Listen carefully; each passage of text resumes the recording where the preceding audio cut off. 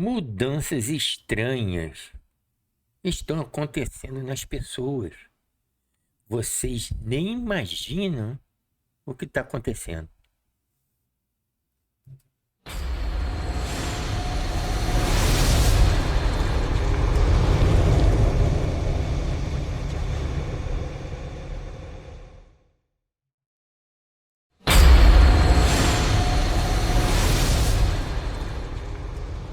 Pois é, é uma Babilônia desvairada mesmo.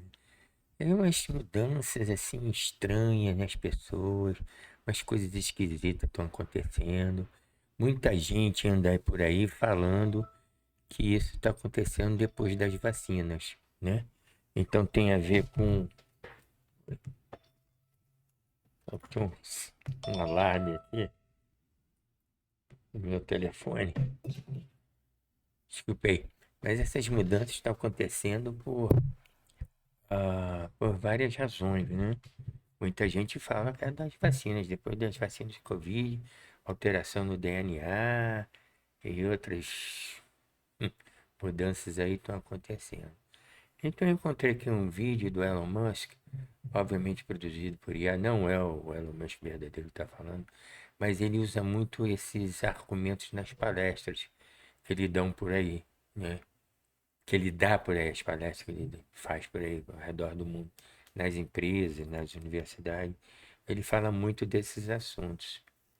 É, são assuntos muito interessantes, pertinentes, dessas mudanças. E a gente vai analisar agora o que que ele está dizendo, o que está acontecendo, né? Eu separei um vídeo aqui para vocês. Vamos dar uma analisada nesse vídeo aí e vamos ver do que se trata esse assunto aí. Então vamos tocar o vídeo aqui.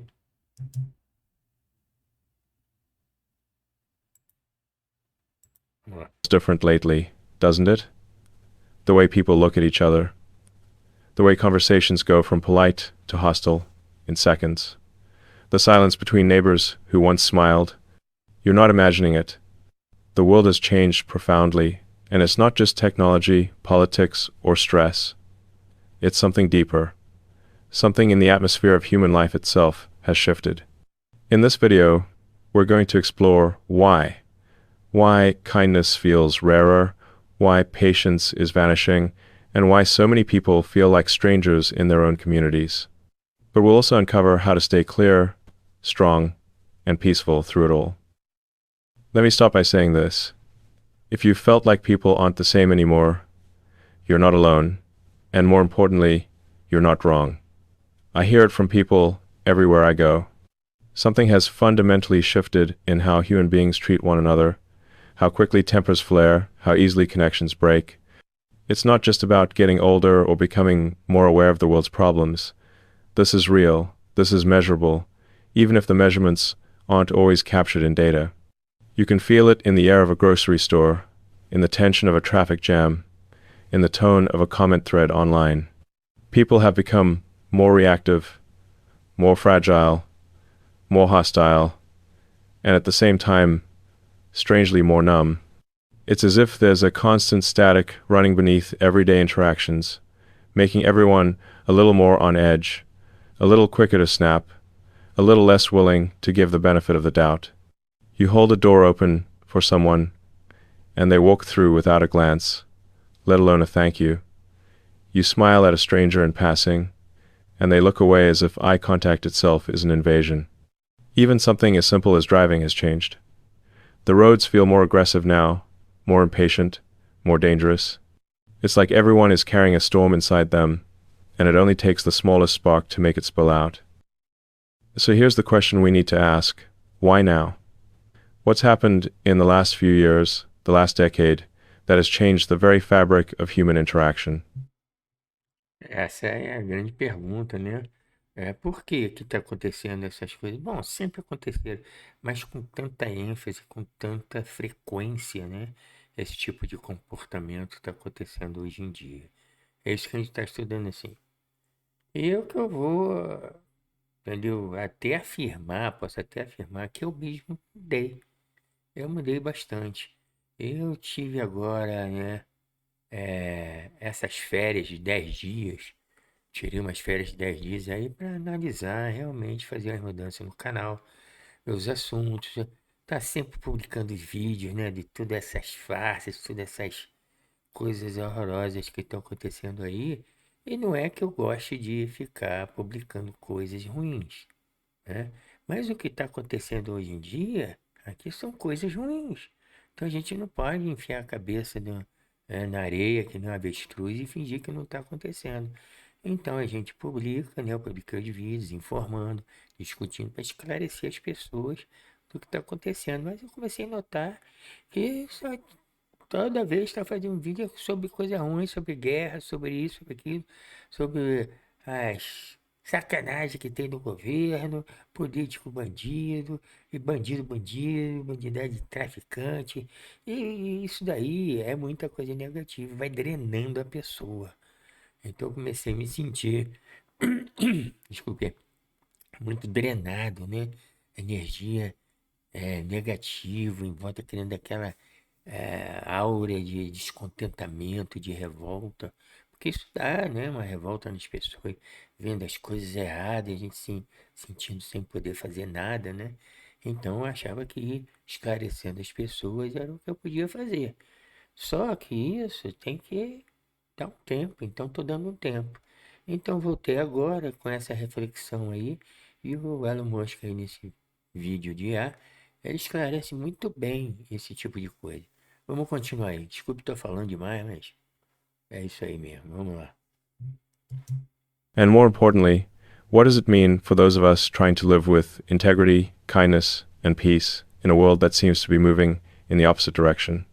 I've spent a lot of time thinking about this, not just as someone building technologies or running companies, but as someone trying to make sense of what it means to be human in this particular moment in history. And I've come to believe that what we're witnessing isn't just a social problem. It's not simply the byproduct of economic anxiety or political polarization or even the rise of social media, though all of those play a role. What we're seeing is something deeper, something that touches on the very core of human consciousness. It's a spiritual shift. Now, I know that É interessante, né, para a pessoa que todo mundo considera ele super capitalista, obviamente, super materialista, mas ele se tocando que a coisa está mais profunda aí, que talvez seja mesmo uma mudança espiritual. Hoje as pessoas estão meio loucas, isso aí parece que é influência de alguma coisa, né? Do bicho ruim, sei lá, alguma coisa que está acontecendo, é que as pessoas estão meio tapadas, estão com os argumentos meio idiota, as pessoas estão meio idiotizadas, né? É uma inversão de valores tremenda. E não tem a ver só com a questão social media. A coisa, o buraco é mais embaixo. Tem a ver com o espiritual, sim. Tenho certeza disso. spiritual can mean different things to different people, but I'm not talking about religion in the institutional sense. I'm talking about the invisible dimensions of human experience. The things that shape our thoughts, our emotions, our sense of connection to one another and to something greater than ourselves. And right now, those dimensions are in turmoil. The spiritual atmosphere, if you will, has thickened with confusion, distraction, and hostility. And that atmosphere influences behavior in ways most people don't consciously recognize. Think about it this way. We're not just physical bodies moving through space. We're conscious beings navigating layers of influence, cultural, psychological, and yes, spiritual. And when those layers become saturated with noise, with deception, with relentless stimulation, it changes how we show up in the world. It changes how we treat each other. It changes what we value, what we chase, what we're willing to tolerate or ignore. And here's the paradox that makes it all so strange. We live in an age of unprecedented connection. There are nearly 8 billion people on this planet, and theoretically, every single one of them is just a click away. We have devices that let us talk to anyone, anywhere, at any time. We have platforms designed to bring us together, to share ideas, to build communities. And yet, people have never felt more divided, more isolated, more alone. How did that happen? How did the tools meant to connect us end up driving us apart? The answer, I think, is that connection and communion are not the same thing. Interessante dizer isso, né? Como é que uma tecnologia que foi inventada para aproximar as pessoas, para todas as pessoas se falarem, estarem juntas, ela está mais afastando as pessoas do que aproximando elas, né? Então, eu dizer aí que a questão não é,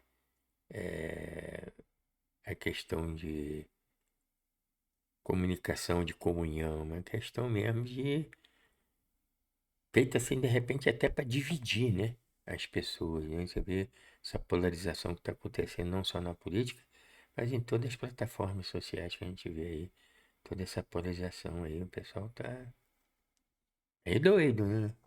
Babilônia, né? Desvarada, né? You can be connected to thousands of people online and still feel utterly disconnected from your own life. You can scroll through endless feeds of faces and voices and never actually feel seen or heard. Because real connection requires presence. It requires vulnerability.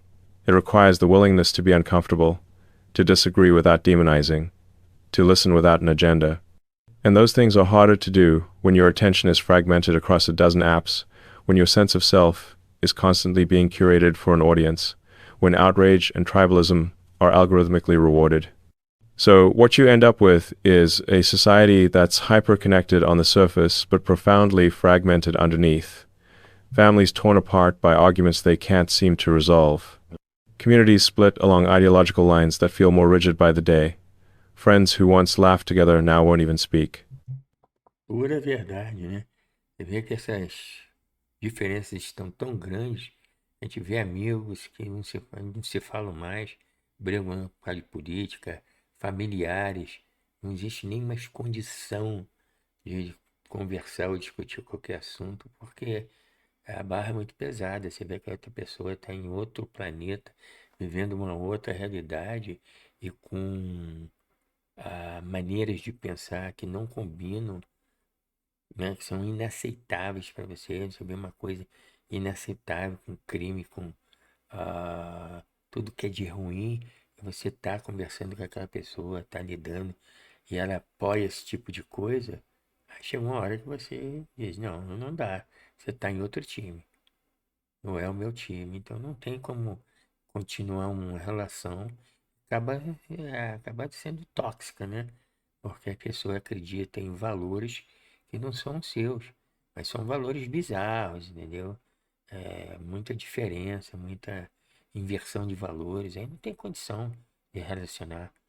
Então as pessoas acabam se afastando. E isso não pode acontecer. A gente não pode deixar isso acontecer. Vamos ver o que ele fala aí. Everywhere you look, people are more reactive, more hostile, more brittle.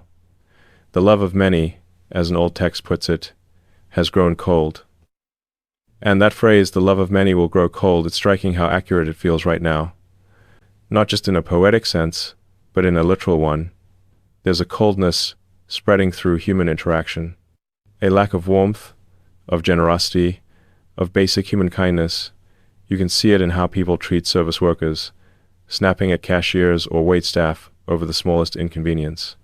You can see it in how people drive, cutting each other off, honking in fury, racing to get somewhere 2 minutes faster.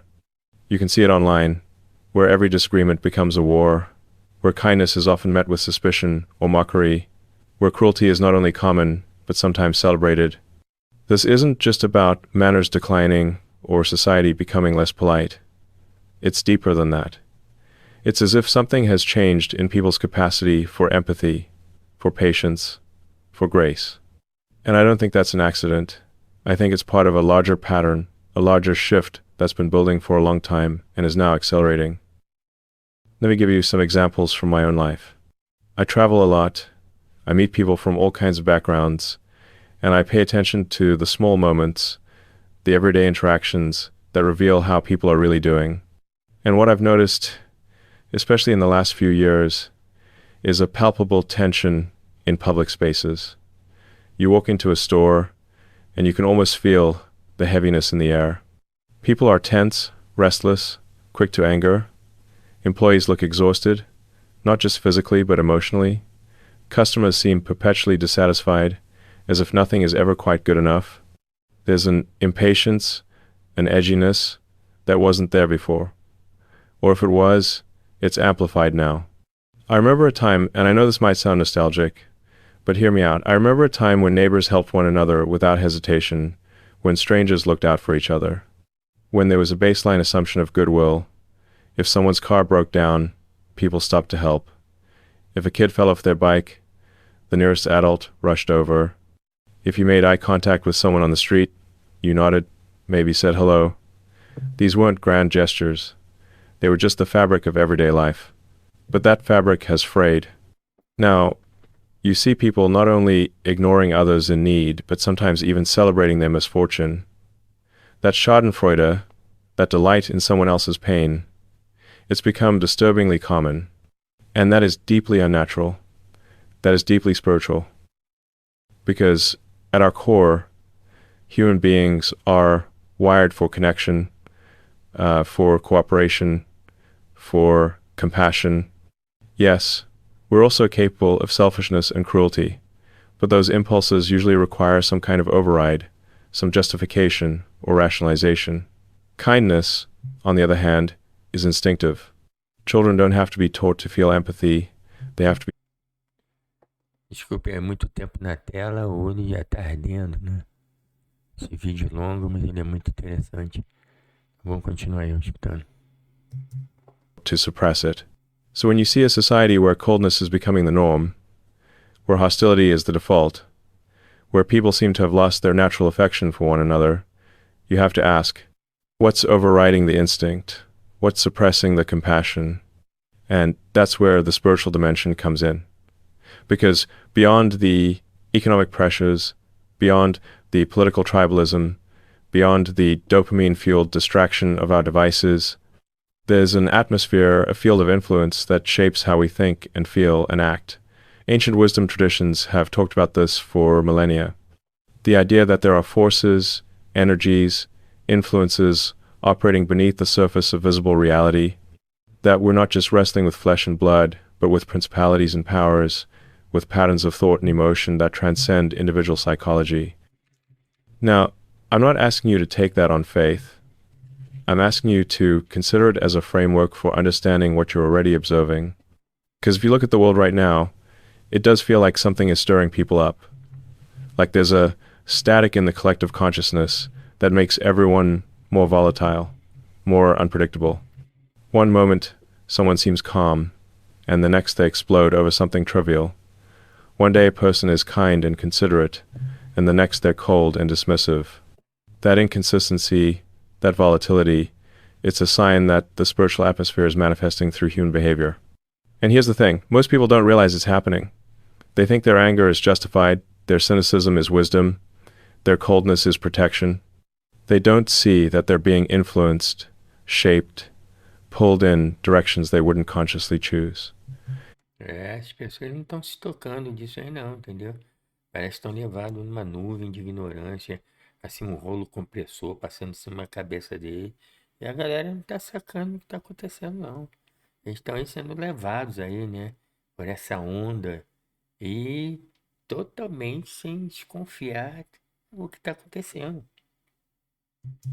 And that's what makes this moment so critical. Because without awareness, without discernment, we're all vulnerable to being swept along by currents we don't even know exist. Discernment, that's the key. The ability to look at a situation and ask, what's really happening here? Is this just a human reaction, or is there something deeper at play? Is this person genuinely hostile, or are they being influenced by something they don't understand?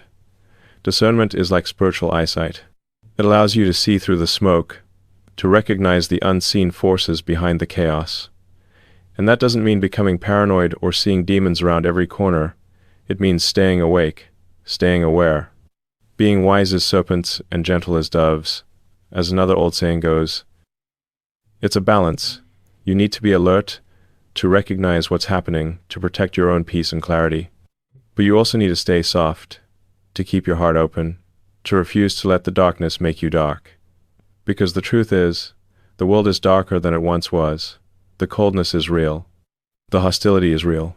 The fragmentation is real. But you are not powerless in that darkness. In fact, you are exactly what the world needs most, right now. A steady presence, a warm heart, a clear mind.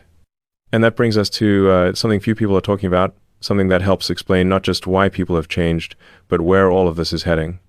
Because as we approach what feels like a culmination point in human history, there's not just one path forward, there are two. One genuine, one counterfeit. One rooted in truth, the other in illusion. And the battle between them is intensifying. Think about it. On one hand, you have a growing number of people waking up, becoming more conscious, asking deeper questions, seeking meaning beyond material success. They're rejecting the shallow scripts they've been handed and looking for something real, something true. On the other hand, you have a massive surge in distraction, in imitation, in false promises, people chasing illusions of power, wealth, status, pleasure, thinking that if they just get enough of it, they'll finally feel whole. But it's bait. And once they bite, it changes them. The enemy, and I use that word carefully, always tries to mimic the divine. Always tries to create a counterfeit kingdom that looks like the real thing, but is hollow at its core. And right now, that counterfeit is on full display. You see it in the obsession with image over substance, in the worship of celebrities and influencers, in the endless pursuit of the next dopamine hit, in the way people treat their lives like performances for an invisible audience. It's all imitation. It's all shadow. And the more people invest in it, the emptier they become. And that emptiness manifests as anger, as cynicism, as coldness. So what you're witnessing around you, the rising cruelty, the delight in violence, the coldness of people's hearts, these are symptoms of that counterfeit kingdom tightening its grip. It wants to pull everyone in before the true path becomes clear. It wants to harden hearts, fragment communities, isolate souls. Because isolated, confused, angry people are easier to control. É isso aí. Então, talvez isso seja até já programado, né?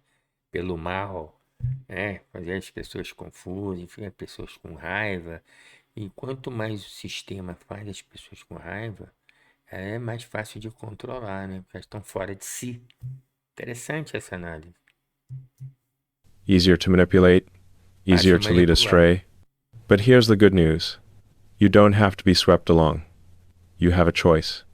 You have a choice in every moment about who you're going to be, what you're going to feed, what you're going to allow to influence you. Então, aí você tem uma escolha, né? Você pode escolher o que que vai influenciar você, qual é o seu vibe, o que que você está propagando. É isso que eu estou querendo fazer agora, fazer uma mudança, porque eu fiz uma escolha, né? A mudança de estar propagando só coisa ruim e pensando em fazer um mundo melhor, né? Começando por mim. Isso seria uma auto-reforma, vamos dizer assim. E nem tudo está perdido. Vamos botar um pouquinho aí de confiança e positividade nas coisas. Agora, combater o mal, combater, entendeu? Todos que violam os direitos humanos, isso está no meu DNA. Não vou mudar, não vou deixar de criticar. Mas eu vou reduzir a quantidade de coisas negativas que a gente vê por aí e, né, ficar comentando. Então, vamos lá. And that choice matters more now than it ever has. Because the darker the world becomes, the brighter a single light can shine. The colder people's hearts grow, the more powerful a single act of warmth becomes. And that's what I want to talk about now. Not just what's happening around us, but how we navigate it. How we live with clarity and peace when everything feels confused. How we keep our own hearts soft when the world is hardening. Because understanding the problem is only half the equation. The other half is knowing what to do about it. First, let's talk about what not to do. When you see people acting cold, hostile, unpredictable, the temptation is to respond in kind, to harden your own heart, to become defensive, cynical, withdrawn, to say, if that's how the world is now, then I'll just protect myself and stop caring. And I understand that impulse. It's a natural response to feeling hurt or disappointed by humanity. But it's also exactly what the counterfeit kingdom wants. It wants you to give up on connection. It wants you to close off. Because once you do that, once you let the coldness in, you become part of the problem instead of part of the solution. Você acaba desistindo, você acaba sendo parte do problema e não parte da solução. The other temptation is to withdraw entirely, to say, this world is too broken, too chaotic, too hostile. I'm just going to pull away and focus on my own little bubble. And again, I understand that. Sometimes we need to create space, to set boundaries, to protect our peace. But wholesale withdrawal isn't the answer either. Because the world needs people like you, people who remember what kindness looks like, who still believe in compassion, who haven't given up on humanity. If all the good people withdraw, who's left to be the light? Então é isso aí, gente. A questão foi discutida aí. Esse vídeo é muito mais longo, né? Tem horas aí sobre esse assunto. Mas aí foi basicamente analisado as coisas que estão acontecendo, as mudanças que as pessoas estão passando. E se você deixar levar por essa onda de negatividade, você não só vai ser afetado, como você também vai afetar as pessoas que estão ao seu redor, as pessoas que você lidar, né? Você acorda durante o dia, vai para o trabalho, vai no mercado, vai na escola, vai fazer o que você tem que fazer e tem que lidar com as pessoas quando ele for no supermercado, quando está dirigindo, e o comportamento das pessoas. Agora, você não pode mudar o comportamento delas, mas você pode mudar o seu comportamento em relação a elas, né? Às vezes, um sorriso, né, dado para uma pessoa que você nem conhece, pode mudar a história, pode mudar como essa pessoa se sente hoje. Ela se recebeu um sorriso, já estava de mau humor, vai para casa, talvez alivie um pouco, né, a vibração negativa dela. E você nem conhece essa pessoa, mas que custa, né? Ver, passar por um desconhecido, dar um sorriso, cumprimentar, oi, né? Então vamos, gente, vamos viver assim. Tá certo a gente começar a condenar as coisas que são erradas e tudo, mas a gente não pode deixar se livrar, se envolver, né, nesse tipo de coisa. A gente tem que se livrar dessas reações negativas e desse vibe negativo que anda aí no planeta. Bom, então é só. Eu agradeço por ter assistido até o vídeo até o final, né? E comente aqui embaixo, né? Deixe o seu like, compartilhe com outros da sua família, outras pessoas, que esse vídeo pode ser interessante para elas começarem a pensar, né, nesse tipo de coisa e fazer umas mudanças. Talvez melhore o planeta. Ninguém aqui vai mudar o mundo. Ele não vai mudar o mundo, eu não vou mudar o mundo, você não vai mudar o mundo. Mas você pode começar uma mudança em você para que o mundo seja melhor. Alguém disse isso antes, não foi? Quem foi? Gandhi. Pois é. Então tá bom. Vamos ficando por aqui e deixe seu like e compartilhe. Tá bom? Tchau. Até a semana que vem.